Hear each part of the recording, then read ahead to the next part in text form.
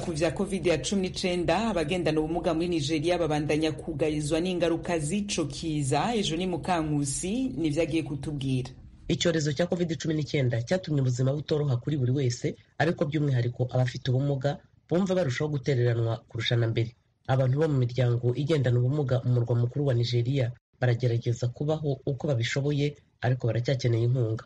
Umunyanigeriakazi Saramatu Abubakar ugendana ubumuga afite abana 4 akaba atwite undi. Bitewe no kutabona nta n'uburyo bwo kwinjiza amafaranga mu rugo, Abubakar avuga ko ubuzima bumugoye kandi ko rimwe na rimwe agomba gusabiriza ngo babashe kuramuka.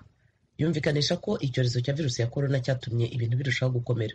Miliyoni zigera kuri 27 z'abanyanigeria babana n'ubumuga, kandi bagize 1/3 cy'abaturage bakennye kurusha abandi mu gihugu, nk'uko imiryango itanga imfashanyo yibanda ku bamugaye ibitangaza. Abubakar aba mu kigo cy'abagendana ubumuga cya Abuja gicumbikiye abagera muri 600. Abenshi muri bo babeshejweho n'inkunga y'iyo miryango, nubwo iyo mfashanyo kugira ngo ihagere ari hamana kuva icyorezo gitangiye mu mwaka ushize, nk'uko umunyamabanga muri icyo kigo Mohamed Dantani abivuga. Yumvikanisha ko mbere wabonaga umuntu aje gufasha ikigo buri minsi 2 cyangwa 3, ariko ubu bifata ibyumweru 3 cyangwa 4 mbere y'uko hagira inkunga ihagera. Ejo ni Mukankusi cubandaniriza ko nibi vya Tunisia iri mu ruhigi rw'abanebagura leta babicishije ku mbuga ngurukana bumenyi. Polisi muri Tunisia irafata abakangurambaga bakoresha imbuga nkoranyambaga bakanenga guverinoma kandi bagahamagarira imyigaragambyo, nk'uko imiryango iharanira uburenganzira bwa muntu ibivuga. Kugeza muri uyu mwaka 50 bamaze gutabwa muri yombi. Nyuma y'imyaka 10 Tunisia ibayemo imyivumbagatanyo ishaka demokarasi, igihugu cyakomeje kwibasirwa n'umukwabu hamwe n'imyigaragambyo ishingiye ku kajagari muri politiki n'ubukungu bwifashe nabi. Mu gihe bigaragambye bihereza imihanda, abandi kabo bakoresha imbuga nkoranyambaga bakanenga abategetsi. Imiryango iharanira uburenganzira bwa muntu iravuga ko polisi ibahiga kandi imaze gufunga byibura 50 kugeza muri uyu mwaka. Impirimbanyi z'abanyatunisia bavuga ko nyuma y'imyaka 10 habaye imyivumbagatanyo mu bihugu by'Abarabu, hakiri ikiguzi bagomba kwishyura iyo bavuze ibyo batekereza. Bavuga ko ibyari byagezweho n'iyo myivumbagatanyo ubu birimo guhindura icyerekezo. Bakomeza bavuga ko ubwisanzure mu kuvuga icyo umuntu ashaka bwugarijwe, kandi ko abantu bagitabwa muri yombi mu myigaragambyo. Abayobozi ba Tunisia baragendera ku itegeko ryariho mbere y'imyivumbagatanyo mu bihugu by'Abarabu, bakabangamira ubwisanzure mu gukoresha interinete, nabo bavuga ko batuka cyangwa babuza abandi umudendezo, bakabahanisha igifungo cy'imyaka 2. Abayobozi ntacyo bashatse kubivugaho. Ijwi ry'Amerika, Washington DC mu Kirundi no mu Kinyarwanda. Makuru yacu tuyabandanirize muri Myanmar, aho abasirikare basubiriye kurasa abanyagihugu bari mu myerekano yo kwiyamiriza kudeta yo ku itariki ya mbere y'ukwezi kwa kabiri. Abantu 10 n'imiburiburi bapfiriye muri iyo myerekano. Mugenzi wacu Thomas Kamirindi nivyaje kutubwira. Ibigo ntaramakuru mpuzamahanga bitandukanye n'ibinyamakuru byo muri Myanmar bivuga ko abantu 6 baguye mu mujyi wa Mayang mu ntara ya Magway yo hagati no hagati mu gihugu. Abandi 4 biciwe umwe mu miji itandukanye Yangon, Mandalay, Bago na Taungo. Abarashwe uyu munsi biyongereye ku bandi byibura 60 bishwe mbere yabo. Imiryango iharanira uburenganzira bwa muntu ivuga ko abenshi bazira amasasu y'intambara. Naho abantu batawe muri yombi kugeza ubu ngubu bararenga 2,000. Hagati aho abasirikari bakoze kudeta barimo barashakira ibindi byaha umukuru w'igihugu bahiritse ku butegetsi Aung San Suu Kyi. Mu kiganiro yagiranye n'abanyamakuru uyu munsi, umuvugizi wabo Brigadier General Min Tun yavuze ko mu 2017 2018 Suu Kyi yakiriye ruswa y'umwe mu banyapolitike bakomeye muri Myanmar igizwe n'amadolari 600,000 na zahabu ijya kugira agaciro kangana gutyo. Kugeza ubu Aung San Suu Kyi yaregwaga ibyaha 2 byo kwica amategeko agenga ibihe by'ibiza n'agenga kohereza no gutumira ibicuruzwa mu mahanga. Ijwi ry'Amerika, Washington DC mu Kirundi no mu Kinyarwanda. Mu itegeko rishasha rigena amafaranga yo kurwanya ikiza ca COVID-19, Leta Zunze Ubumwe za Amerika itegekanya amadolari miliyari 11 y'imfashanyo n'umutekano mpuzamakungu. Ibindi n'ubu turabibaza mugenzi wacu Thomas Kamirindi. Iri tegeko ryemejwe burundu n'inteko ishinga amategeko ya Leta Zunze Ubumwe za Amerika Congress ejo hashize kuwa gatatu. President Joe Biden yatangaje ko azarishyiraho umukono ejo hazaza kuwa gatanu, maze rizahite ritangira gushyirwa mu bikorwa.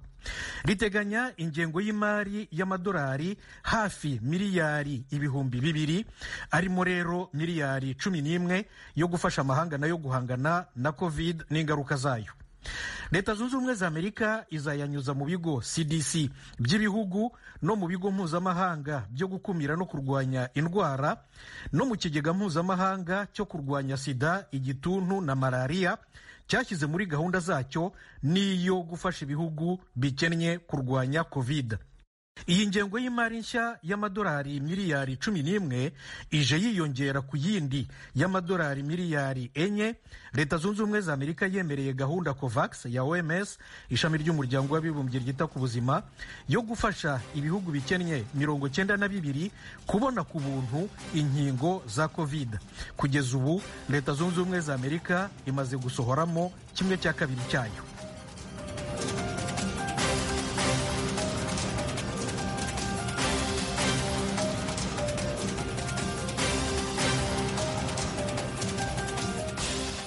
Barakoze bagenzi bacu kuri amakuru yose agezweho hirya no ku isi baduteguriye bakaba bajejeje kudushikiriza. Ijwi rya Amerika mubandanya kumva mu Kirundi n'Ikinyarwanda. Ndabibutse ko mwumva kuri za FM zitandukanye n'imirongo migufi ya shortwave. Mushobora kandi kutwumva ikibiriraho kuri wezi 3 akaburungu radio yacu VOA akaburungu.com, adresse ya Facebook yacu, YouTube na Instagram ni VOA radio yacu. Mukanya twerekeza mu karere k'ibiyaga bigari.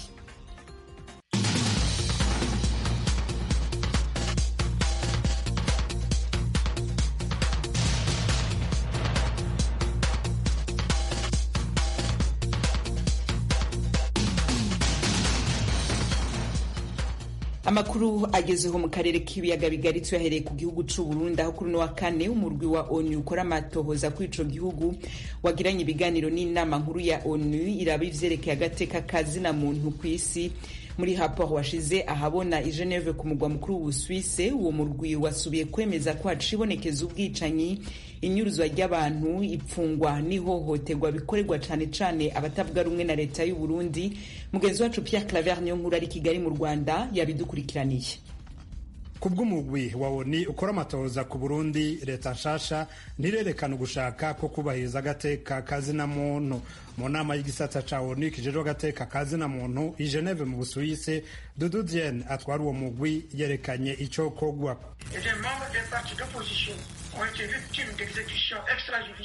Ati abatavuga rumwe na leta n'abaharaniye agateka kazina muntu n'ubu baracanyuruzwa, bakicwa, bagafungirwa ubusa, abandi bagatogwa ibiziga hirya no hino mu bwicanyi ndengerabutungane, bagaca bahambwa ikibiriraho. Inguvu zikwiye gushigwa mu guhagarika ibikorwa bibangamira agateka kazina muntu no guhana babikora. Aha turashimira leta ko yatanguye gufata no guhana urwaruka rw'imbonerakure rwakoze amabi amwamwe. Leta ikwiye kandi kuri ku bwisanzure bw'itangazamakuru no gushikiriza ivyiyumviro. Turashima ko abamenyesha amakuru bane b'ikinyamakuru Iwacu barekuwe, ariko mu nyuma bagenzi babo hamwe n'abaharaniye agateka kazina muntu baciye bakategura gufunga ubuzima bwabo bwose mu rubanza rudakurikije amategeko ko bashatse gutembagaza ubutegetsi. Muri yo nama ijwi rya Amerika ryakurikiranye ku buhinga bw'ingurukana bumenyi bwa video conference userukira Burundi i Geneve, Ambassadeur Tabure Nova yateye ivyatsi raporo y'umugwi wa Dudu Dieng. Ati Burundi burasubiye kwiyamiriza bwivuye inyuma izo mvugo z'ububeshi zifise imvo za politike no kutigenga. Nta kindi abo bagamije atari gucafuza igihugu cacu, kandi leta mvyeyi, leta nkozi yo yiri ku gikorwa co guteza imbere igihugu mu butunzi, amagara y'abantu, umutekano, ubutungane, kunywanisha abarundi, kugwanya agashomeri n'ubukene no kunga imigenderanire n'amakungu. Harashizwe imbere ukwihanganiranira mu vya politike, mu gateka kazina muntu naho turi ku kivi, kandi abanyororo barenga 5,000 barayibahawe ikigongwe n'umukuru w'igihugu. Amaradiyo amwamwe nayo yaruguruwe, kandi n'impunzi ziriko zirataha ku bwinshi, vyerekana icizere kihari. amashirahamwe yigenga yo mu Burundi na mpuzamakungu yo yose kwabibona. Human Rights Watch, Amnesty International n'ayandi adoma urutoki kw'inyuruzwa ry'abatavuga rumwe na leta. Ibi ndetse vyagarutswe ko na Denis Ndayishemeza ku izina ry'amashirahamwe International Service for Human Rights na FOCODE. Mu mwaka uheze wonyine amashirahamwe hana gatagazina muntu yashoboye gutohoza abantu barenga 160 bishwe. Abafungurwa ubusa babandanya bapfungwa, ukunyuruza abantu birabandanya, harimo no kunyuruza abantu bahungutse kandi baba bitavye akamo uwo mukuru w'unyene aba yateye abantu. Twavuze kandi yuko dutewe amakenga n'imvugo ibiba ugwanko yabaye ndanse mu gihugu cacu Burundi, cane cane amacakubiri acafuza ubwoko bw'abatutsi. Ngasanga ivyo bikorwa n'abantu bazwi. Ubu unye muri kino gihe usanga mu kugena abantu mu mabanga y'igihugu hariho ubwoko busa n'ubwamaze kwigizwayo, ugasanga ubwoko bw'umukuru w'igihugu nibwo buriko burashigwa imbere cyane. Ico bikoze ubuserukira ubumwe bwa Buraya we warashima ko imigenderanire n'uwo muryango iriko iranaguka. Ati twebwe turashima uko ibintu biriko biragenda mu gisata c'umutekano, ndetse twaranatanguye n'ibiganiro vyo kunagura imigenderanire n'ico gihugu. Ifungurwa ry'abamenyesha makuru n'abandi bahawe ikigongwe, iyugururwa ry'amaradiyo yigenga, kunagura ibiganiro hagati ya leta n'abanyepolitike bari mu gihugu n'ibindi n'ibimenyetso bigaragara. Leta nshasha iratangaje ko yifuza no gukorana n'uyu mugwi wa ONU. Nico n'ikindi kimenyetso. Ariko naho biri uko turanegura n'imanza zo gufungwa wo guherayo zaciriwe abantu 34 bagirizwa gushaka gutembagaza ubutegetsi. Ibihugu vyo mu buraruko bwa Buraya bikunze kwitwa les pays nordiques vyo bisigura ko ivyo bimenyetso ari vyo guhuma amaso amakungu. Uyaserukira ibihugu nka Denmark, Norvege, Finland n'ibindi asigura ko ingingo zafashwe na leta y'u Burundi mu vyerekeye agateka kazina muntu ari nke cane. Badoma urutoke ku bikorwa vy'urwaruka rw'imbonerakure rwegamiye umugambi uri ku butegetsi bashaka kurengera inzego z'umutekano mu guhohotera abatavuga rumwe na leta nk'uko babimenyesheje. Uwo mugwi wa ONU ukora amatoza ku Burundi washizweho mu mwaka w'2016 uheruka kongerwa ikiringo c'umwaka umwe. Watangaje ko hari urutonde rw'amazina y'abari kwisonga mu guhohotera agateka kazina muntu wahaye sentare mpuzamakungu mpanavyaha CPI. Iyi sentare nayo hayize imyaka 3 itanguye amatohoza nyezina y'ivyaha vyakozwe mu Burundi kuva mu mwaka w'2015. Pierre Claver Nkuru, Kigali, kubwijwi rya Amerika. Tukivuga ku vy'agateka kazina muntu mu gihugu c'u Burundi, Ecclesia Katolika yemeza ko bibabaje kubona hakiri abantu bazira ivyumviro vyabo vya politike. Amashirahamwe yigenga n'imigambwe ntibabona ariko kumwe ivy'iki kibazo. Inkuru tubaza mugenzi wacu Eloge Wirikaneza. Itangazo rya Episkopi Katolika mu Burundi ryasohotse inyuma y'inama yabo isanzwe y'ukwezi yabereye ku cicaro gishasha c'inama y'abasenyeri Katolika kiri ku mugwa mukuru w'ubutunzi Bujumbura. Abasenyeri bagaruka ku bintu bitari bike, harimo umwimbu wagabanutse bitumwe n'imvura y'umurengera yatwaye imirima, kukiza ca virusi ya corona bemeza ko cakwiye igihugu cose, ariko abagwayi bakaba bakira ku bwinshi hamwe n'ibindi. Iruhande y'abarundi ndiri ivyariho vya Papa Francisco bavuga yuko baja gusuhukira muri Tanzania kubera ubukene hamwe n'impunzi zihunguka, banemeza ko hacibonekeza abazivyumviro vyabo vya politike. Bivugwa na Musenyeri Joachim Ntahondereye, umukuru w'inama ya Episkopi Katolika mu Burundi. Ku mupaka igihugu cyacu gihana n'ica Tanzania, ubwo bukene bwatumye urwaruka rutari ruke ruheba amashure rukaja kurondera akazi n'akazoza keza muri ico gihugu kibanyi. Abepiskopi barashimye kumva ko abari bahungiye mu bihugu bibanyi bakomeza bahunguka ku bwinshi, kandi muri rusangi bakakirwa neza, naho hatabuze ababinuba babafashe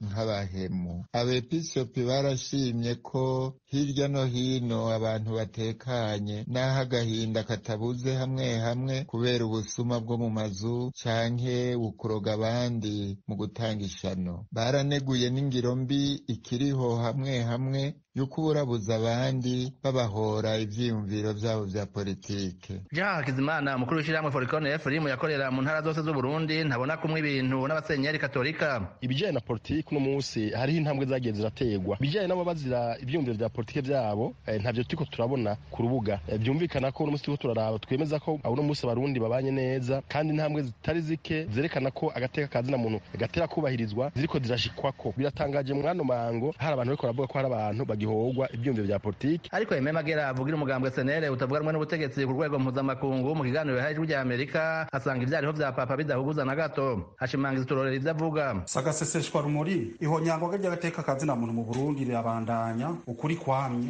mbere no muri no minsi turabona ko riko ririyongera cyane. Abantu badafise ivyumviro bimwe n'umugambwe wa CNDD-FDD babandanya babahohoterwa na cyane aho umugambwe wacu SNL. Akaruka ari hafi ni nk'uyu Nduwayezu Clement avuka mu Gweza muri komine Kanyosha muri Rirara, aho uyu munywanyi wa SNL yafashwe izuba riva ku murango agafatwa n'intwaro bari kumwe n'igendereza gushika no munsi ntibatwereka uwo muntu hafungiwe ntawuzi ko ari nuko atakibaho. Hari n'abandi bantu bagize amahirwe barafatwa bararekugwa kubera basubiye mu bikorwa by'umugambwe SNL, ubu barara ntibugica babarara ku mugono ngo mwasubiyeyo gute twari twababujije. Dufata kandi karero nko muri komine Kiremba ejo bundi kwigina isabukuru igira kabiri musitani yagomoye izangabo ziwe zimbonera kure bafata amayira yose ashika ahantu iryo sabukuru ryariko rirabera barazibira ngo nta munsi mukuru ngo basivye. Warega kuri amategeko yarakwitwa gashaya. Naho umunyamategeko Janvier Bigirimana arongoye Tournoi Page Burundi nawe asanga imvugo ya Episcope Katolika yisiguye cyane no gukebura abategetsi kugira ngo imvugo ijane n'ingiro. Iciza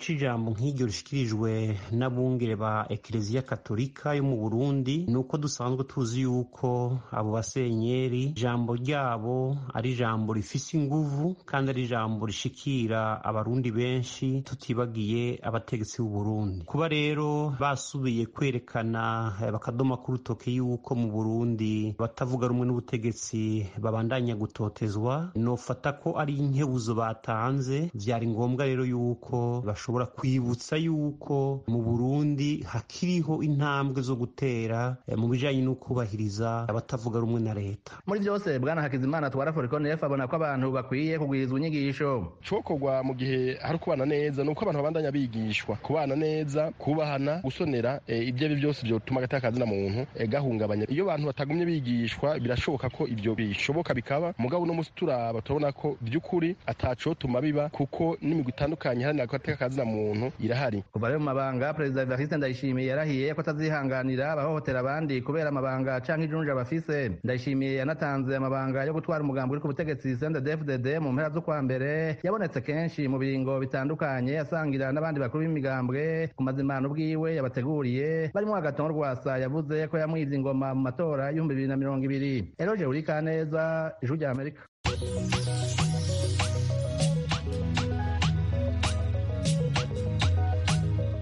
Nshuti z'Ijwi rya Amerika uretse kuri FM musanzwe mutwumviraho mushobora kudukurikira no ku mirongo migufi bita short waves kuri metero 25, ni ukuvuga kuri kilohertz 11,835. Buri munsi ni kuva ku wa mbere kugera ku wa gatanu kuva saa 2:30 kugera saa 3 no kuva saa 3:30 kugera saa 4 ku mugoroba. Ku wa gatandatu ni kuva saa 12 kugera saa 12:30 ku mugoroba. Ijwi rya Amerika kuri metero 25 kilohertz 11,835.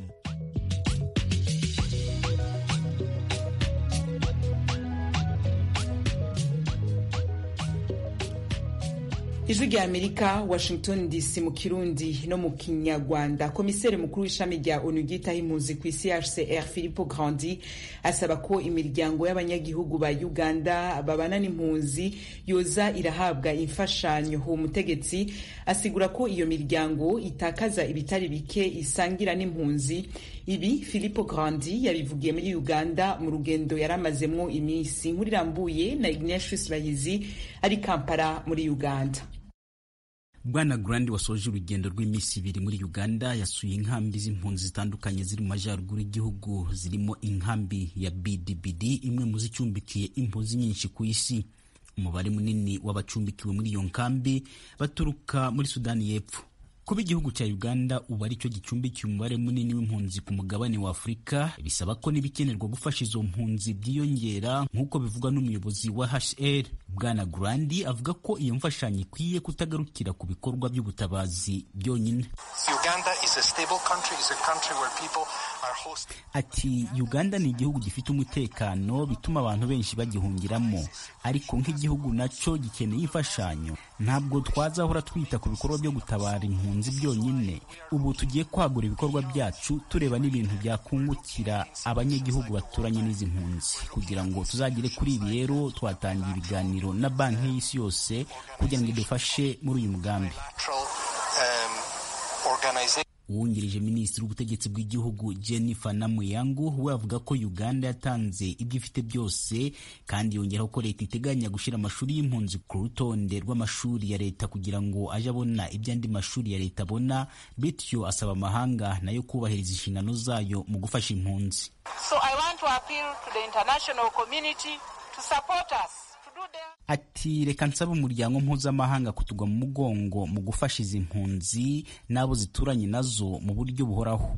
Nk'uko tubizi nta mahoro arambye yari yagerwaho mu bihugu ziturukamo kugira ngo zibe zashobora gutahuka. Countries of origin is not yet achieved. Asa nk'usubiza ibyifuzo by'uyu muyobozi, Bwana Filippo Grandi yavuze ko Uganda ari igihugu ntangarugero ku buryo amahanga akwiye gufata impunzi hakurikijwe amategeko azibereye yashizeho n'uburyo zifasha kuzigezaho hafi bikenerwa mu buzima byose kugira ngo zigire ubuzima busanzwe, bityo ko nabo biteguye kwifata mu mugongo mu kubungabunga ibidukikije, uburezi n'ubuvuzi bw'impunzi n'abaturage muri rusange. But also to recognize and support Uganda's leadership. Ati dukwiye gufasha igihugu cya Uganda mu migambi mishya cyatangije yo gufasha impunzi. Iki gihugu dukwiye kukibera umuvugizi hanze kugira ngo gifashwe mu mishinga ihoraho yo gufasha impunzi. HCR twiteguye gushora umutungo utubutse mu bikorwa bijyanye n'uburezi, ibidukikije hamwe n'ubuvuzi bw'impunzi nk'ibintu nyamukuru tubona ku ruhande rwacu. Hari hasanzwe kwinubira ko umubare munini w'impunzi watumye ibijyanye n'ibidukikije byangirika, dore ko ari impunzi zikura ibyo zikenera mu buzima bwa buri munsi nk'inkwi, amazi, guhinga n'ibindi. HCR yatangije umugambi wo gutera ibiti mu turere impunzi zituyemo, akabivuga ko mu majyaruguru y'igihugu imaze kuhatera ibiti birenga 1 miliyoni mu rwego rwo kubungabunga ibidukikije. Bwana Grandi yanitabiriye inama ihuza ibigo bya leta bitandukanye hamwe n'abaterankunga, aho yongeye kwizeza ko umuryango akuriye ushishikariye gufasha Uganda yabereye urugo ibihumbi by'impunzi zituruka mu bihugu bitandukanye byo mu karere bihoramo umutekano muke. Aho niho minisitiri wa Uganda ushinzwe impunzi n'ibiza Bwana Hilary Onek yasabiye amahanga gushakira umuti ibibazo bituma abantu bahunga mu bihugu byabo, kuko aricyo kizatanga ibisubizo birambye ku bibazo by'impunzi. Bwana Grandi yanagiranye ibiganiro na Perezida Museveni hamwe na Minisitiri w'Intebe, ariko ibyavuye muri izo nama ntibiramenyekana. Kugeza ubu Uganda icumbikiye impunzi zisaga 1,400,000 ziganjemo izituruka mu bihugu bya Sudani y'Epfo, Repubulika ya Demokarasi ya Kongo, Uburundi, Somalia, u Rwanda n'ibindi. Ignatius Bahizi, Ijwi ry'Amerika, Uganda. Amakuru yacu reka tuyahere kuri no nkuru idushikiriye ubunyene. Inama nshingamateka y'Ububirigi ihejeje gufata ingingo ku vyerekeye dosiye ya Paul Rusesabagina atavuga rumwe n'ubutegetsi bw'u Rwanda. Ibindi ku vyo ngingo na mugenzi wacu Thomas Kamirindi. Inteko ishinga amategeko y'Ububirigi umutwe w'abadepite yatoye umwanzuro ku kibazo cya Paul Rusesabagina. Abadepite bavuga ko yatawe muri yombi ku buryo bunyuranyije n'amategeko kandi ko uburenganzira bwe butubahirizwa. Barasaba guverinoma y'igihugu cyabo kwita kuri iki kibazo ku buryo bugaragara kandi ko uburenganzira bwa Rusesabagina bwubahirizwa nk'umwenegihugu w'Ububirigi, uburenganzira burimo ubwo gukurikiranwa n'abaganga b'inzobere. Abadepite b'Ububirigi barasaba ko Rusesabagina asubizwa mu Bubirigi. Mu gihe bitarashoboka, bavuga ko ambasade y'Ububirigi ikwiye kwemererwa gukurikiranira hafi ikibazo cye kandi ko nawe agomba kuburanishwa ku buryo butabogamye. Tukivuga ijwi rya Amerika, Washington DC, mu kirundi no mu kinyarwanda. Imbere yo guhana agahindukira, reka tunyarukire gato mu gihugu c'u Rwanda, aho sentare yegeje inyuma urubanza rwa Paul Rusesabagina na bagenzi biwe 200 uyatavuga rumwe n'ubutegetsi yagirizwa ivyaha birimo ivy'iterabwoba. Yasavye ko urubanza rwiwe rutoburanisha bivuye ku mwunganira atarahari. Abareganwa na Rusesabagina bo basavye ko uburenganzira bwabo bwubahirizwa bakaburanishwa vuba bidatevye. Ibindi na mugenzi wacu Assumpta Kaboyi ari Kigali mu Rwanda yabidukurikiraniye. Ubwo hasubukurwaga urubanza rwa Rusesabagina na bagenzi be kuri uyu wa kane, Paul Rusesabagina yagaragaye mu rukiko atunganiwe. Yari amaze iminsi yunganirwa na Maître Rudakemwa Jean Felix, kuko undi mwunganizi we Maître Gatera Gashabana yavuze ko yagiye mu rundi rubanza yarusha muri Tanzania azagaruka kuri 24 z'uku kwezi. Rusesabagina yabwiye urukiko ko urubanza rwasubikwa kubera ko umwunganira mu mategeko atabonetse. Avuga ko iburanisha rikomeje atunganiwe haba hari uburenganzira yimwe. Rusesabagina yunzemo ati, twumvaga tutaburana mu gihe hari icyemezo cyafashwe ejo tutishimiye kandi twajuririye. Yumvikanishije ko we n'umwunganizi we babyumvikanyeho ko ahubwo bari bafite gahunda yo guhura. Iki cyifuzo cya Rusesabagina cyakuruye impaka mu rukiko. Ubushinjacyaha buvuga ko ibisobanuro Rusesabagina yahaye urukiko nta shingiro bifite, kuko busanga umunyamategeko umwunganira azi neza ko kutishimira icyemezo cyafashwe bidahagarika urubanza. Ubushinjacyaha bwongeyeho ko kuba Maître Felix Rudakemwa afata umwanzuro wo kutitabira iburanisha yagaragaje kutubaha urukiko, ariko nanone buvuga ko Rusesabagina ataburana atunganiwe kuko ari uburenganzira bwe. Ubushinjacyaha nabwo busaba ko urubanza rwasubikwa Rusesabagina akabanza kubona umwunganira. Abandi baburanyi nabo bakomeje kuzamura impaka, bavuga ko nubwo uregwa afite uburenganzira bwo kunganirwa mu mategeko, ariko n'abandi baburanyi bari kumwe na Rusesabagina nabo uburenganzira bwabo bukwiye kubahirizwa.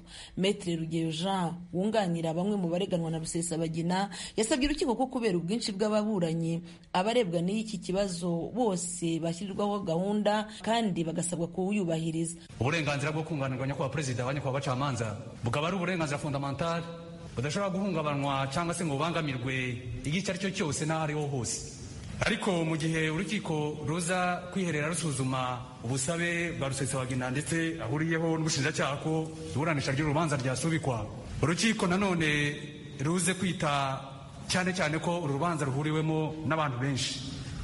Urukiko rwabikomojeho ko ruzashyiraho roadmap kubera impamvu y'ababuranyi benshi ndetse n'ababunganira benshi hatazagira ubura, nanone ikaba impamvu ituma urubanza rukomeza gusubikwa inshuro nyinshi. Maître Nkundabareshi Moise wunganira Callixte Elias Sankara we yasabye urukiko kwita ku gihe urubanza rwabo rumaze bakaburanishwa.